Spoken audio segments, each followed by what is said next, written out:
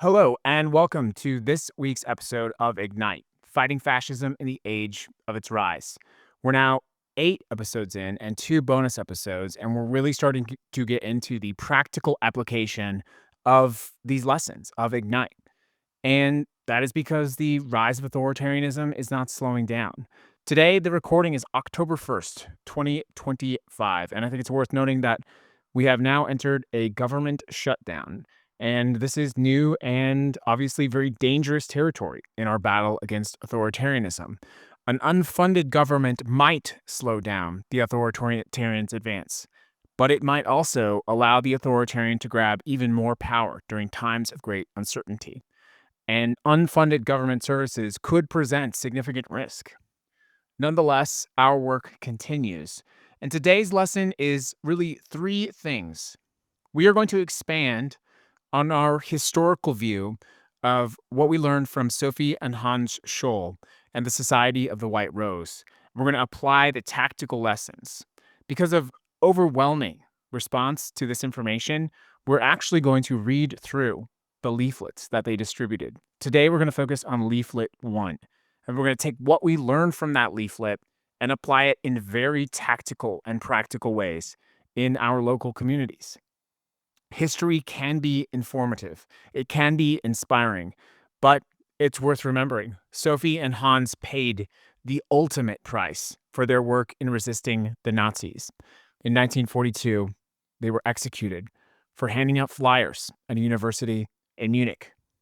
We are not yet at that point in America. But if we do not advance, if we do not try, if we do not push back, who knows what fresh hell is coming our way.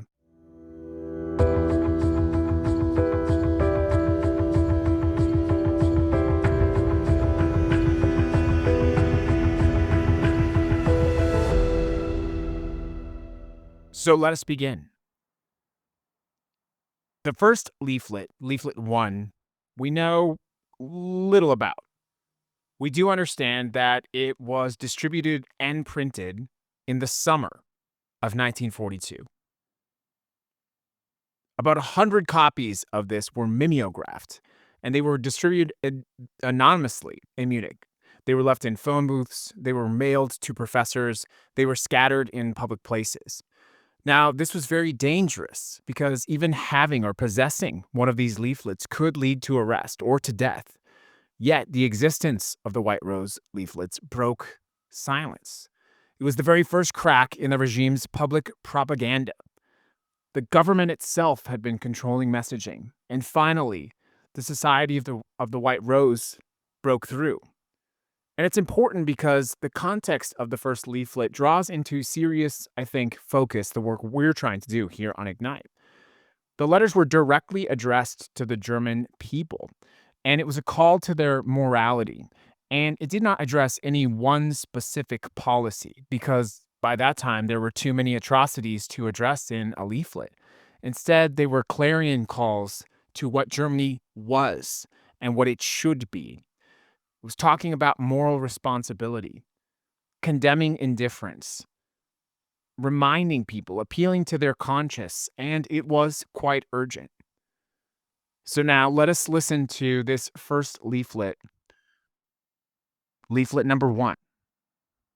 Nothing is more shameful to a civilized nation than to allow itself to be governed by an irresponsible clique of sovereigns who have given themselves over to dark urges, and that without resisting. Isn't it true that every honest German is ashamed of his government these days? Who among us can imagine the degree of shame that will come upon us and upon our children when the veil falls from our faces and the awful crimes that infinitely exceed any human measure are exposed to the light of day?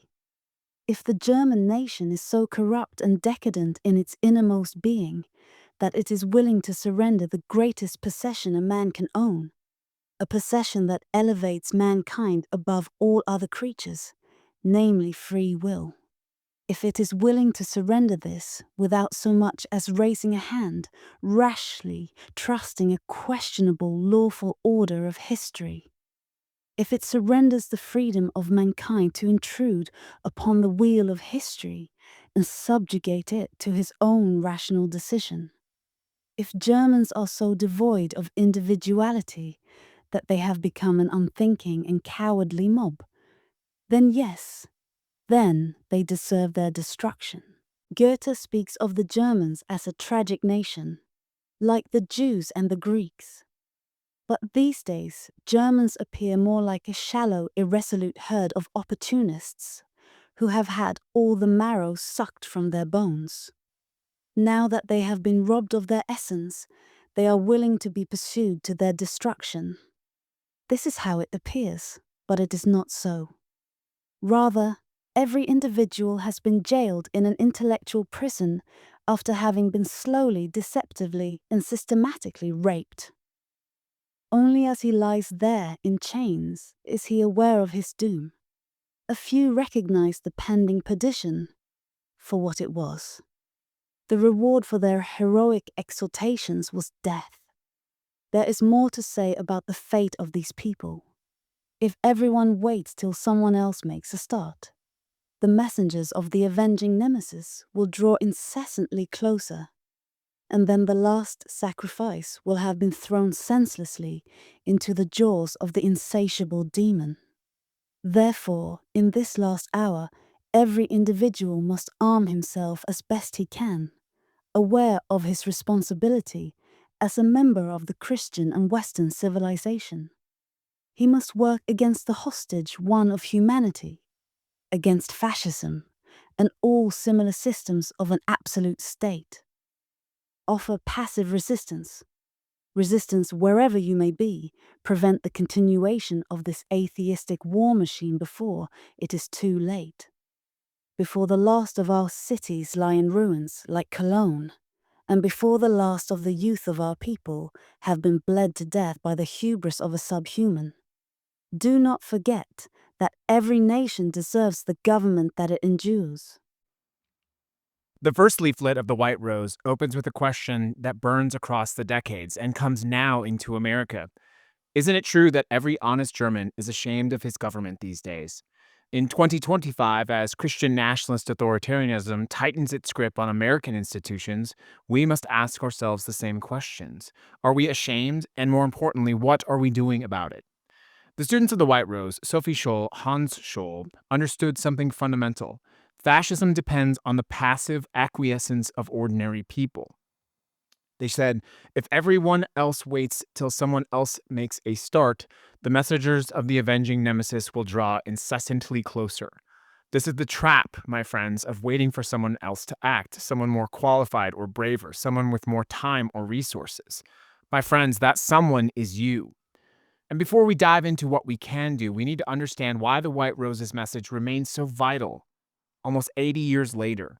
They were not professional activists or political operatists. They were medical students, artists, and intellectuals who watched their country descend into madness, and they decided that they could not remain silent. Scholl herself was only 21 years old when she was executed by guillotine.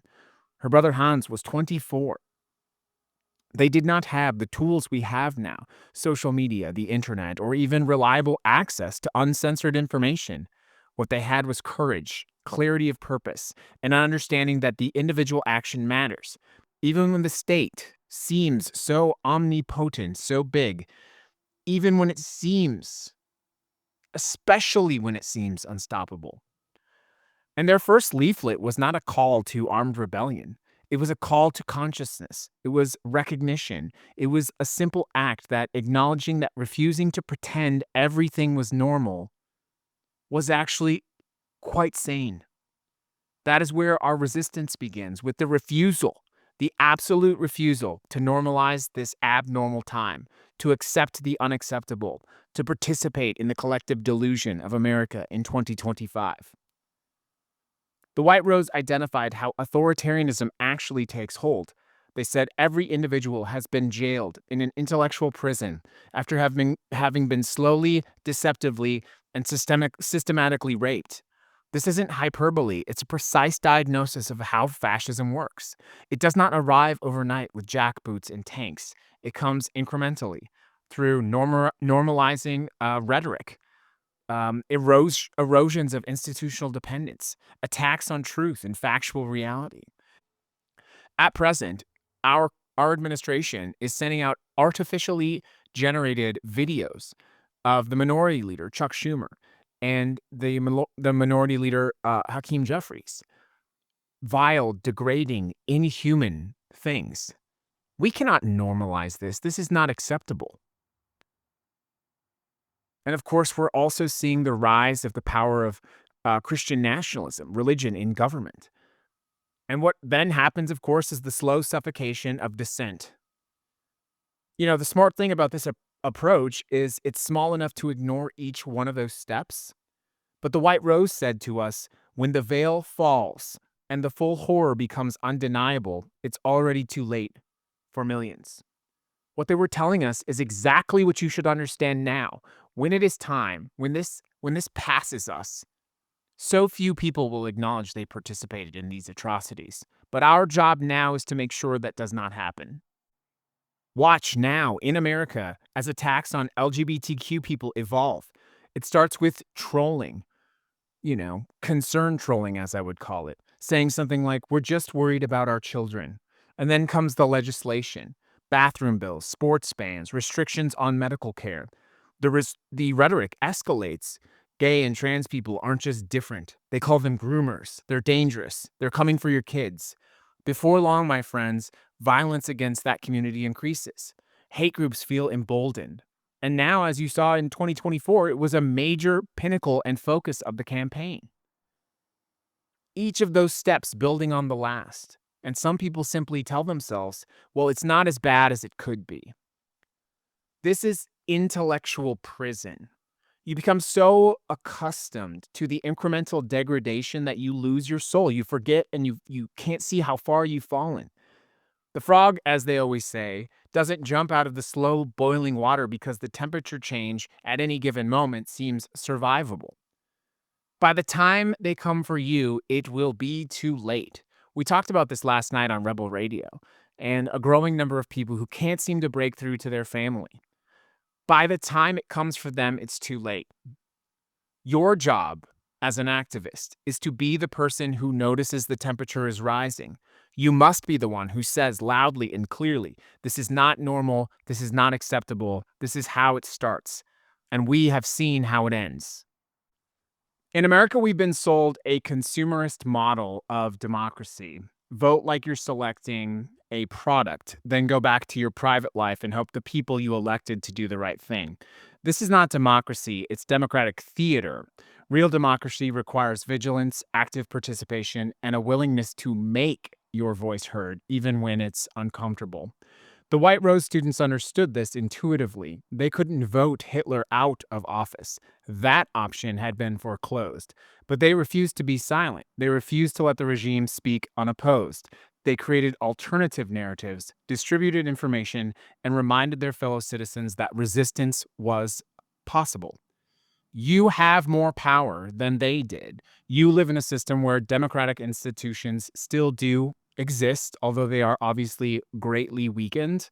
You can still vote, you can still protest, and you can still organize freely for now. The question is, will you use these tools while you still have them? So start where you are. The White Rose distributed leaflets because that's what they could do. You have tools now that they could never have possibly imagined. But tools, my friends, are useless without any kind of strategy and the courage to implement them. So let us give you some practical, tactical advice of what you can do to fight fascism now. At the local level, attend every city council meeting.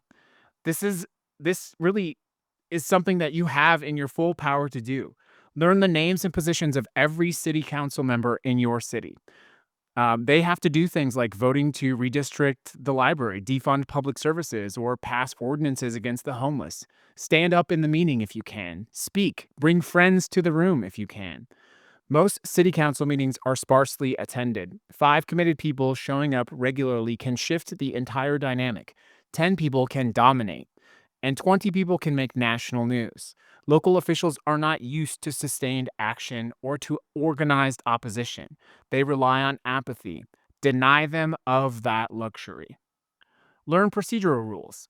How long do you get for things like public comment? Can you speak multiple times? What agenda items are up for discussion? Can someone else give you their time? The rulebook is often your most effective weapon. And stepping out of the podcast recording, I will just tell you that one of my superpowers is my ability to read the rules of governance and to go in and take very good advantage of those rules. Something we'll talk about in future office. But learning the procedure and the policy and the rules is one of the ways that you can do that. How much time can you talk? What happens if they try to prevent you from talking? What can you do? Can you sue them if they do? All of these things are optional. Join your local school board. These school boards have become ground zero for Christian nationalist organizing. School board meetings are where you'll encounter shock troops of Christian nationalists, and they'll show up from talking points that are given to them from national organizations. They are loud, and they are counting on you not showing up to those meetings. And because of that, and because they have been successful, and because they have been dominant, and because they have been persistent, our schools are turning into their informational breeding ground. We can stop that. Don't be intimidated by them. They're performative bullies who do not sustain organized opposition. Bring fellow teachers if you can, students if you can, librarians if you can. Tell real stories about real people. Make them defend why a book needs to be banned. Make them explain their obsessions. Force them to say the quiet part out loud. Organize your neighborhood. Create phone trees. This is a very good one, friends. Have phone trees of the local people in your neighborhood, signal groups. When things like ICE raids happen, when voting rights are threatened, or when someone needs help, you already have an existing network ready to act. This is mutual aid in practice, starting small with a group, 10 of your neighbors, 4 of your friends, exchanging phone numbers, being courageous enough to ask. I would much rather not talk to someone on the phone. But we're not in 2016 anymore. We're here. So, the next thing, tracking your state legislature obsessively. Most authoritarian policy starts here. Abortion bans, voting restrictions, anti-trans legislation. There are tools available to you like Legiscan to monitor and explain every single bill. Know what is being proposed before it hits the news. State legislators are actually where most of the actual damage happens. Testify against these bills.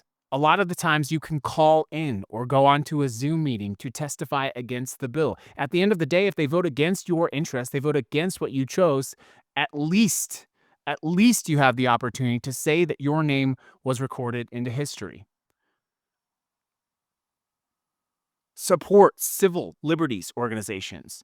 Things like the ACLU, groups that need not just your money, but your volunteering.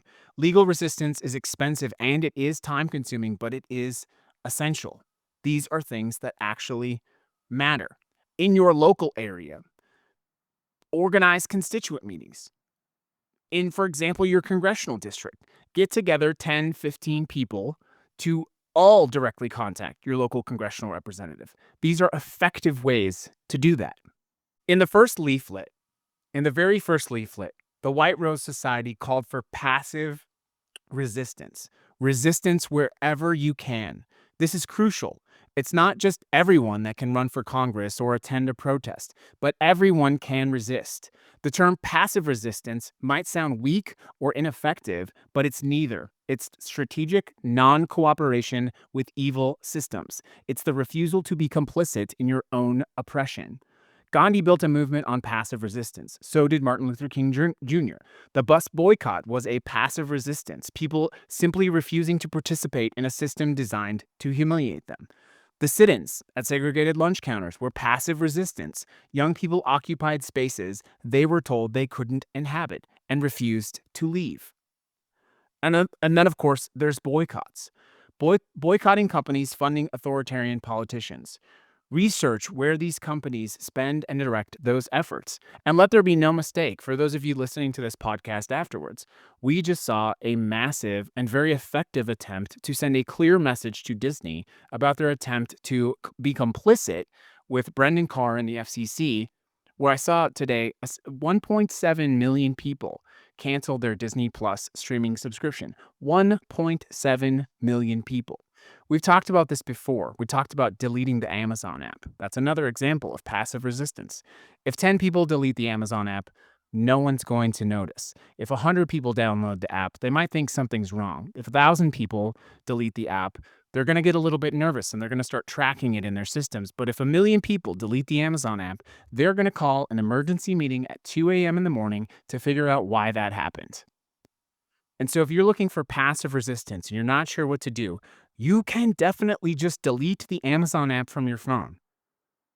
If you have to use it for something, you can go and log onto the website, go to your iPad, whatever that is. But that one little step is one little step closer to defunding Amazon, to using it less, to going to a store, all of these types of things. People ask me all the time, how do I passively resist? It is as simple as doing something like that.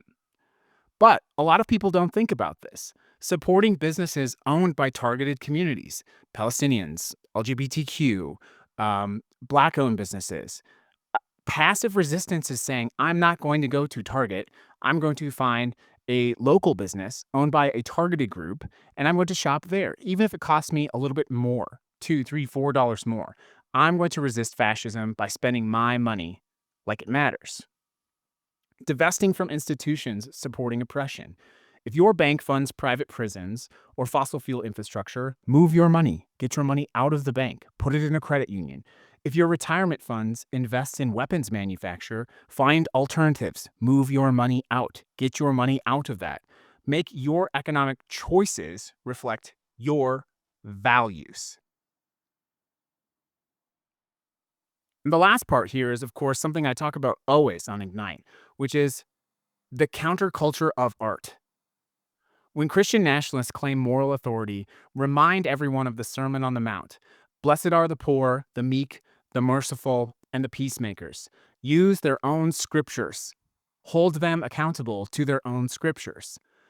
Art has always been dangerous to authoritarians because it humanizes, it creates empathy, it challenges assumptions. Write poetry. You want to resist fascism? Write a poem about what is happening, what you're seeing. Paint murals in your community. Make music that tells stories. And a lot of people are very self-conscious about that. But the reality is, art is an active form of resistance as well. It's a verb, if you will. It is a resistance verb. Think of that. Art. Art as a verb of resistance. The White Rose, of course, famously was this. The White Rose used poetry and philosophy in their leaflets because they understood that the resistance needed beauty, not just argument. Sophie Scholl was an artist. Her brother Hans studied medicine philosophy. They all brought this full range of human culture to bear against fascism because fascism is, at its core, an assault on human culture itself. And the next part, very relevant on the eve of a government shutdown, well, on the day of a government shutdown. If you work in government, education, or healthcare, use your position ethically. Be the bureaucrat who delays harmful implementation. Be the teacher who teaches real history. Be the journalist who reports truth regardless of pressure. Be the doctor who provides care regardless of unjust laws. This is dangerous. I will not pretend otherwise. You could lose your job. You could face consequences. You need to assess your own risk. But understand that institutions fall not because of grand conspiracies, but because of ordinary people deciding compliance is easier than courage.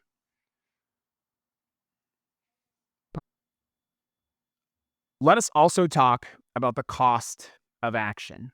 The members of the White Rose were executed. Sophie Scholl was 21 years old when the guillotine fell. Let that sink in. They knew the risks and they acted anyways because they understood that some things are worse than death, namely living as a coward in the face of authoritarianism. You probably won't face something as harsh as this for your activism in America, at least not right now. But you will face costs, and I want to be very honest about them. We talked about this on the show last night. Strained relationships. You're going to have strained relationships with your family members. Friendships are going to fracture over politics. These are actually conversations about human rights and human dignity. This is painful, and there's no way around this. You're going to see professional consequences. Employers Google and use advanced technology to scan candidates, whether that's your social media history. Palantir actually is making this a core part of their business model. Depending on your field, being publicly political can limit career advancement. And, something I've definitely seen, for sure. You're going to see harassment and threats. The moment you become visible in your area, you're going to get hate. Online harassment, threatening messages, doxing attempts, and it's going to increase in nature. And if unfortunately, whether you choose to or choose not to engage, it's just going to escalate. And we're not seeing anyone really be effective in toning down the conversation. Of course, we've talked a lot about exhaustion on the show, how the constant strain of this can just be physically exhausting. But the core message here is do it anyway. You have to. You have to do it. Because the alternative is quite simple. Silence is complicity. Silence is complicity.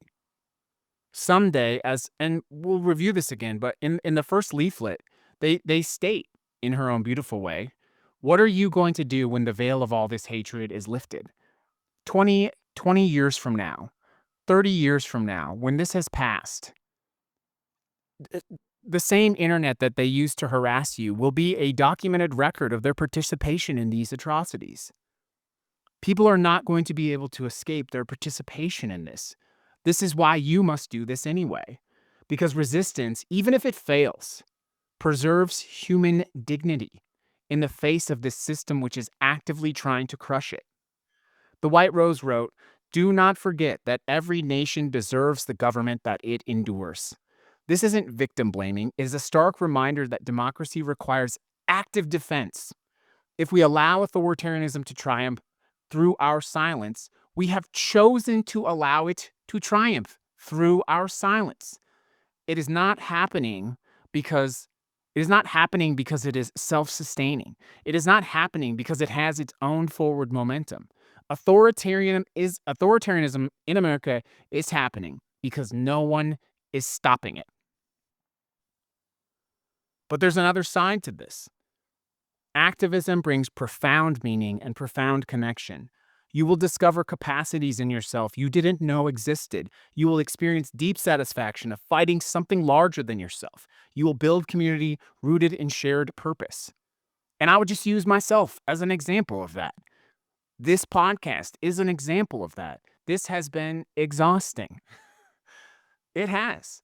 But I've learned how to be a podcaster. I've learned how to put my thoughts and my feelings and my history and my research into one place that is concise and that hopefully has an effective message. And it's made me a better person. It's just made me a stronger person. And being stronger has made me feel less afraid to fight against this fascism. Considerably less afraid. Considerably stronger. Considerably more ready to act. And so as much as the authoritarian wants you to believe that you simply have to lay down, don't. Get back up. Activism offers transformation, not just of systems, but of yourself. You become the person you need to be to do the work. And that person is forged in struggle. And that person is someone worth becoming. The White Rose operated for less than 1 year before they were caught and executed. This is often framed as a tragic failure, and in reality it is. But their legacy endured. Their leaflets were smuggled out of Germany. Allied forces dropped millions of copies over German cities. Their story inspired resistance movements, our resistance movement, for generations. We have to play a longer game. Your goal isn't to become a martyr, it's to become a sustainable resistance. It requires thinking strategically, and this is how our movement survives and grows. So when we look to understand the power of the Society of the White Rose and the first leaflet, I think it's important to revisit some of the things that they said again. Nothing is more dishonorable for a civilized people than to let itself be governed without resistance by an irresponsible clique of rulers devoted to dark instincts.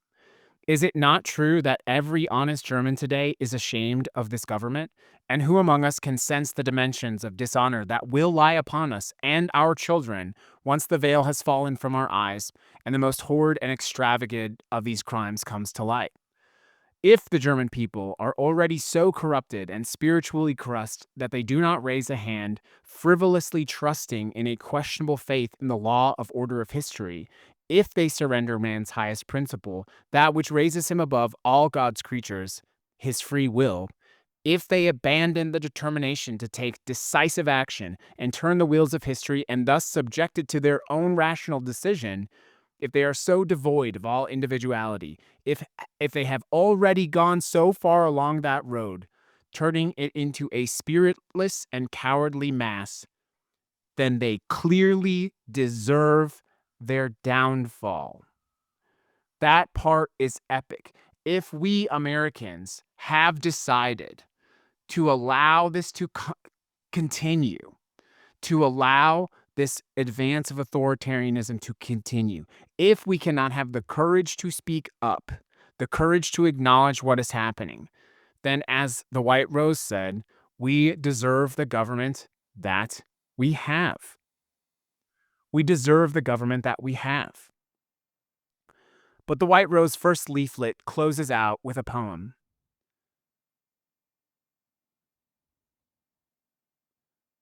It's actually from The Awakening of Epimenides. I hope I said that right. The first is spirits and the second is hope. Spirits, though he who has boldly risen from the abyss, through an iron and will and cunning, may conquer half the world, yet to the abyss he must return.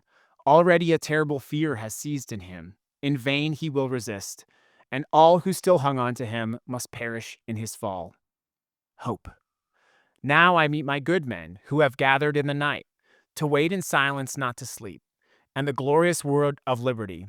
They lisp and stammer, till in unaccustomed newness on the steps of our temple, once again in delight we cry, freedom, freedom, freedom. And at the bottom of the leaflet, it says, please make as many carbon copies of this leaflet as you can and distribute it. This is leaflet 1 from the White Rose, and the essence, the core message here, and the thing when people ask me, well, what do I do? Well, what you have to do is you have to be willing to take a stand now, and you have to be willing to not allow the normalization of what is happening. I will actually share an example that I saw. I saw a woman today on social media who was confronting Speaker of the House Mike Johnson loudly in the halls of Congress. She was shaming him for not saying anything about the about the AI video that the president had posted on Truth Social of Hakeem Jeffries and Chuck Schumer. It was very racist. It was obviously fake. It was a lie, and she was confronting him. It was important that she did this. What he did was a lie. The president posted a lie. It was racist. It was terrible. It was effective. We have to acknowledge that this authoritarian is an effective messenger. But if no one says anything, if no one says shame, if no one says no, if no one says this is not acceptable, then we are allowing that to happen. That is a shame and an indignity upon the United States of America. To allow something like that to happen is a shame and indignity to the United States of America.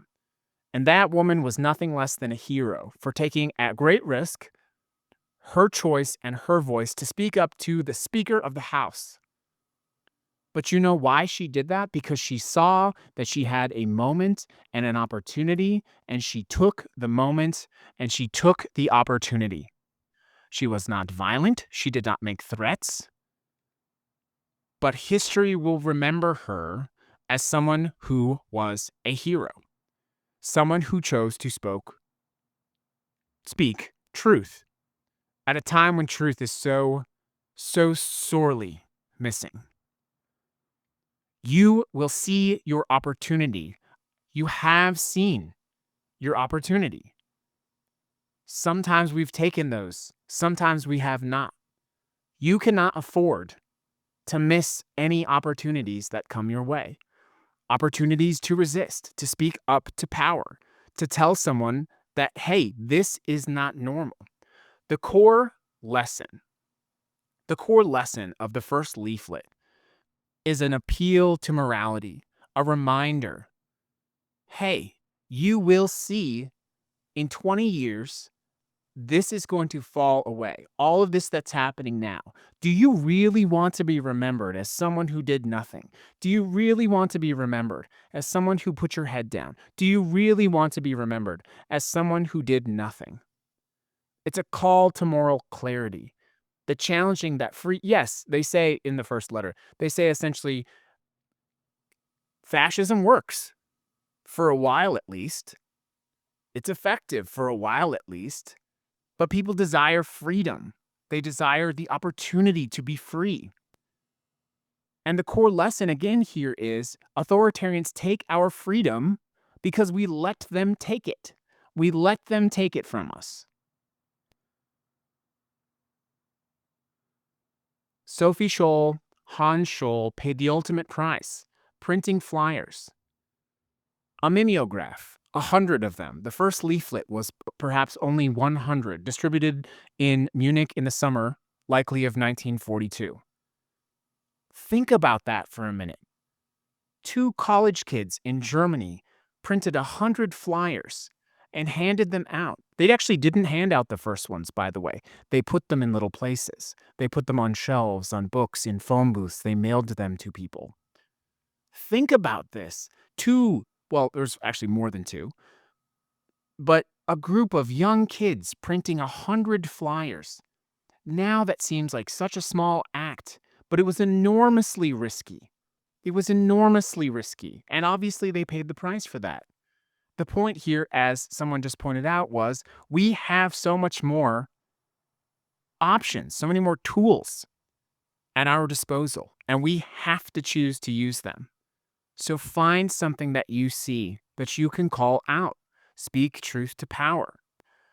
We will be talking in the future, on future episodes of Ignite, a very consistent, a sort of nagging question that comes up, which is, what do I do about my family?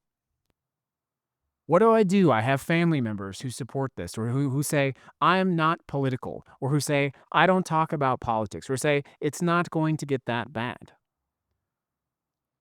Well, the thing we learned from the White Rose is, by the time that people actually realized that it was too late, by the time it was at their door, they were silent, and they were just praying that no one would knock at their door. The most power they had, and this is really my key lesson. This is my key lesson that I take away from reading Leaflet 1. The most power that you have when they are at your doorstep, the most power you have is hoping that they do not come for you. That's the most power you have. And all sort of versions of that. The versions after that, none of them are good versions. You have to acknowledge now that you have more than that power today. And as Scholl says in the first leaflet, if you choose not to use that power that you have today, well, then you deserve the government that you get. So let us close out with a few examples, things that we can learn from the first leaflet, things that we can take into our communities this week. All right, well, as we conclude episode 8 of Ignite, Fighting Fascism in the Age of Its Rise, I want to acknowledge a really powerful thing. And that is, just like the person who picked up the leaflet in the phone book in Munich in 1942, you have endured, or perhaps enjoyed, I hope the latter, you have enjoyed 8 episodes of Ignite, Fighting Fascism in the Age of Its Rise. This itself, the work we are doing, let us be very clear. This podcast is certainly viewed by this administration, if not overtly, then by suggestion, to be unacceptable. I'm sure if this were to play in the halls of the White House, it would be considered unacceptable. And it is thus equally risky for us to have and engage in these kinds of conversations out loud here. I choose to use my voice in ways that I can, but I also have to recognize that you choose at risk to listen to this, to listen to Ignite, fighting fascism in an era where the president has declared Antifa a terrorist organization. Well, my friends, that is not without risk. And I recognize that. And I am appreciative that you care about your country, your family, your friends, and your community enough to take the risk that you are taking, to listen to these words, to learn from history, and to decide how to act. I can't close out this episode without acknowledging that that is a real risk. And one of the things that we were talking about as we're recording the show live today is usually when I record an episode, I have a title.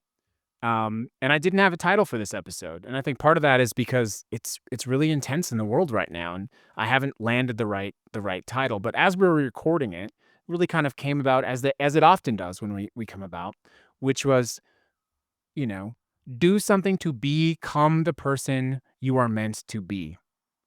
Become the person you're meant to be. The work you're doing now is going to be what determines who you are as a person. You're going to become something either for the better or for the worst as a result of fighting this fascism. You will either become a stronger person or a weaker person. You will either resist them or you will allow it to come to your door. And it will come to your door, make no mistake. We talked about practical steps, so here are just a few suggestions. Could you not print out your own flyer? Could you not print out your own social media meme? It doesn't have to be mean. It doesn't have to be crass. Could you not use it consistently? The lesson from Scholl and the White Rose Society in Leaflet 1 was they actually did not call out a single policy of the German government in the leaflet. They appealed to the morality of their fellow German citizen. So you don't have to make a mean internet meme. You don't have to say something nasty about the government shutdown. You don't have to be crude. This is a lesson to myself in the moment. You don't have to be crude on threads to someone. You don't have to be snarky and cruel. You can apply moral pressure. You can apply moral pressure. So if you're going to make a meme, make it sharp and witty and inspiring, not mean and hateful. If you see a moment, maybe at a grocery store, at a pharmacy, at the clerk's office, if you see a moment when you can speak out, take the opportunity to speak out. Use your voice. So much of what is happening right now is because cruel people are walking around being allowed to be cruel, and no one is saying, hey, shut the fuck up. Could you not tell someone to shut the fuck up? Stop spreading your hatred. Stop spreading your lies. Stop spreading things that are dividing us. Don't lecture me about unity and then walk into this place and divide us. Could you not take a sticker, a resist sticker, and place it somewhere where someone who needs to know they are not alone can find that they are not alone? Could you not find your local LGBTQ center and volunteer or offer and donate a piece of clothing? In Las Vegas, I saw that it's called the Center.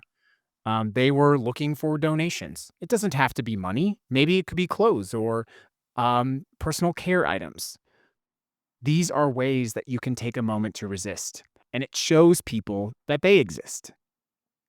But the most important lesson from episode 8 is to use your voice. The time for silence is over, my friends. The time to be quiet is over. Every day that you do not speak up vocally, loudly, proudly against this administration, against the advancement of fascism, quite simply is a day you have allowed it to move forward one more step.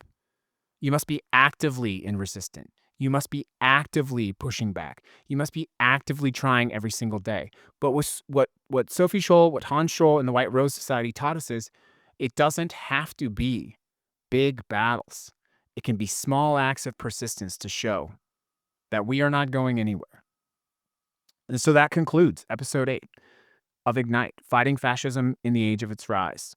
My last challenge is directly to you. Listen, get your headphones on. You're listening in the car. You're listening on TikTok, wherever that is. Listen to me now.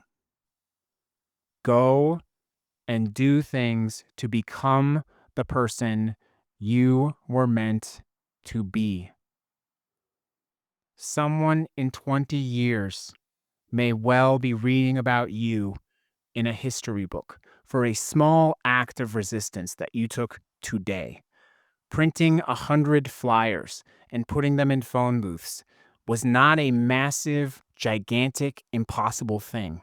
It was a small, very brave act of resistance, and that very brave act of resistance echoes still nearly 80 years later.